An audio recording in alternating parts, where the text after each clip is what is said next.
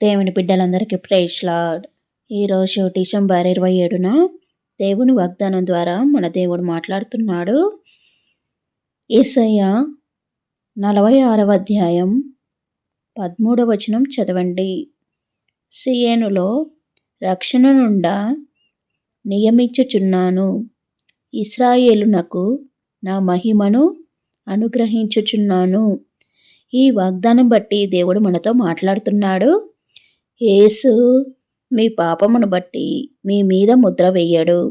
ఆయన మిమ్మల్ని పేరు పెట్టి పిలుచుచున్నాడు. ఆయన మీ జీవితంలోకి ప్రవేశించినప్పుడు రక్షణ మరియు మహిమ మనలను వెంబడించును.